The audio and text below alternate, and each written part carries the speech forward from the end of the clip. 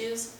However, he does sometimes have trouble coping with the task, which sometimes leads him to drink. But so far as I've been aware, he doesn't drink on the job. He just drinks at night and on his own time, and never to the point where it causes him to be incoherent, or at least not until he crashed the M19 WL.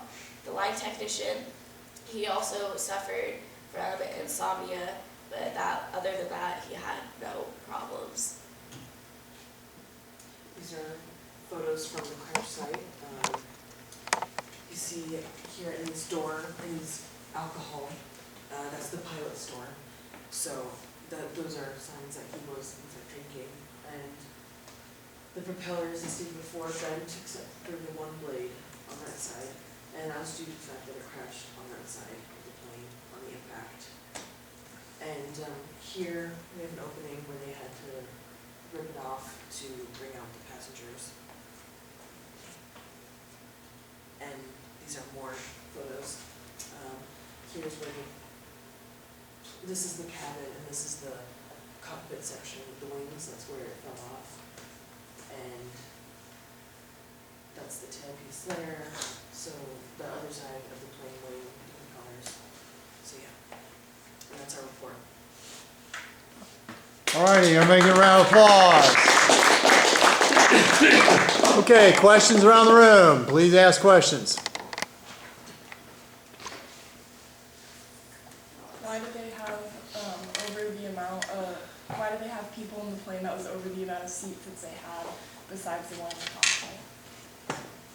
Well, they were all interns, so they all had some flight experience. So one was sitting in the cockpit, which is where the pilot has held the plane, but then his the person sitting next to him can also take over the plane if necessary.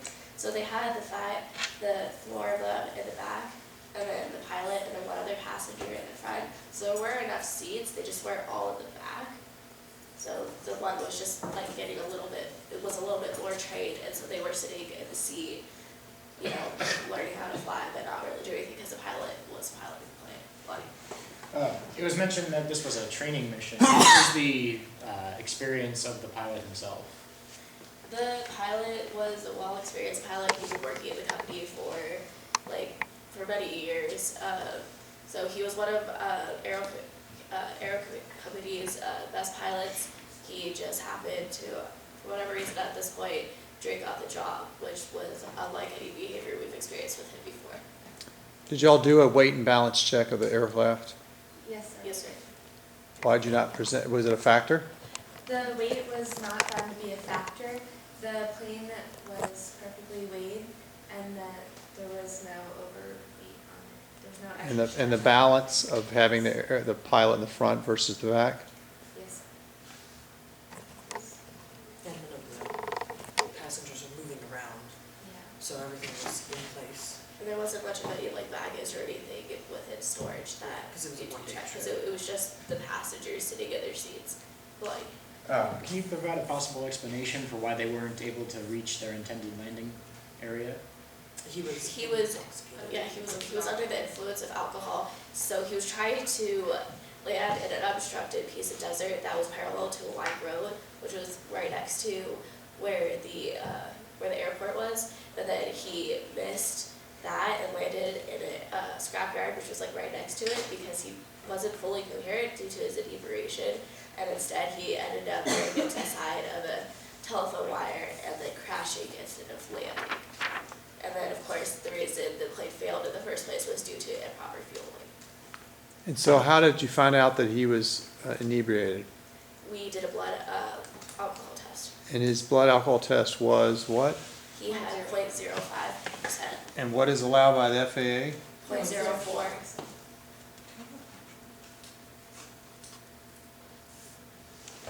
What is the difference between LL and UL fuel?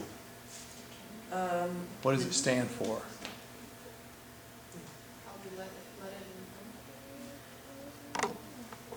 What is it, ma'am? LL is, Maybe leaded. we're gonna go with leaded and UL is unleaded. We don't have confirmation on that, but we did know that one was for another, that the one that was used on this plane, was meant to be used on another plane, and planes like. How do you tell the these difference? ones, different colors, What are the sometimes. colors? Well, some fuels have like blue colors, others not. Both of the fuels are really similar because they're for similar aircrafts, and normally the line technician wouldn't have any sort of problem with it, but it was because he was on very little sleep, so he wasn't fully like aware of what he was doing due to his condition of insomnia. And then when the pilot conducted his pre-flight walk around and all that checking the fuel, he didn't notice it because he was under the influence of alcohol, which is something that he probably should have noticed. But the two fuels are very similar because they are for similar aircrafts, which is most likely why the line technician. So how exactly do they put fuel in the plane? Just like you would put fuel. You pull the plane right up to a pump and there's 3 pumps there and you use the wrong pump? Is that what I'm hearing? The line technician mixes the fuel and then he provides the fuel for the proper How does he aircrafts. provide the fuel to the plane? How does the fuel get into the With plane? a pump. Does he pull the plane up to a pump and there's 3 pumps? How do they exactly do this? They put it like into, there's like by the wings, there's a little area. How does it get to the wings? That you use a can, you pour the fuel into the plane, and then there's a From place. what? You don't know, so you don't. We do not know. So if you don't know how the fuel got into the plane, how do you know that the insomnia guy could have made a mistake? Well, because it was the wrong type of Because fuel. we consulted. Why? The fuels had different viscosity levels, so the one fuel made the engines clog up and not run as smoothly, and it made them eventually stop.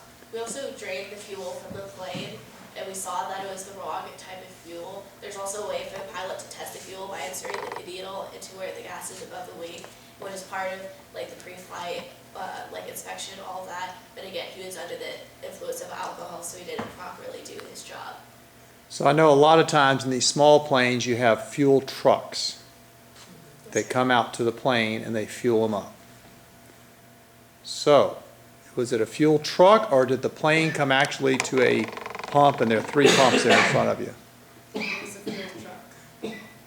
So you mean the guy who was tired got in the wrong fuel truck and drove all the way out there? Yes, Yes, sir. Why? He just got in the wrong fuel truck and drove out there. Why was his supervisor not supervising?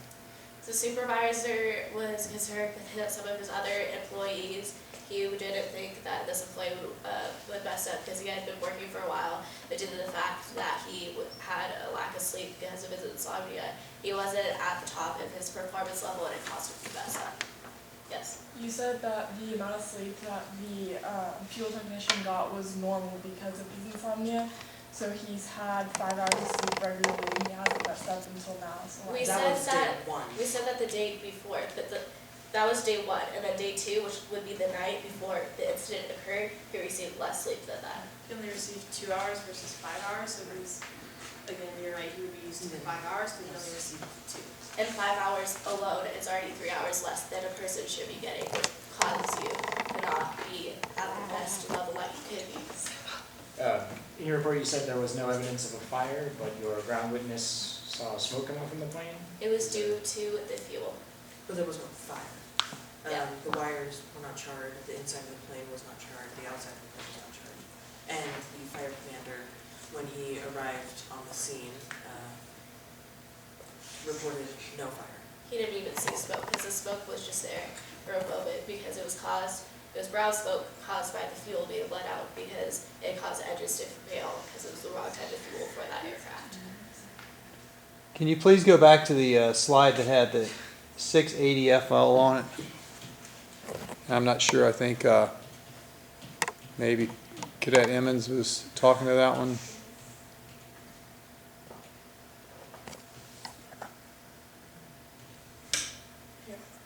What does FL mean? Oh, flight level.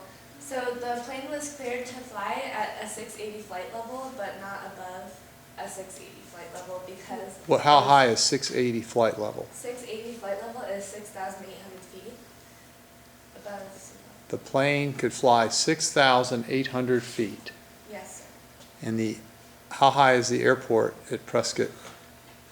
It's 5,040, 45? yeah, 5,045. And so the plane could take off from Prescott and go up to 1,800 feet above the ground. Yes.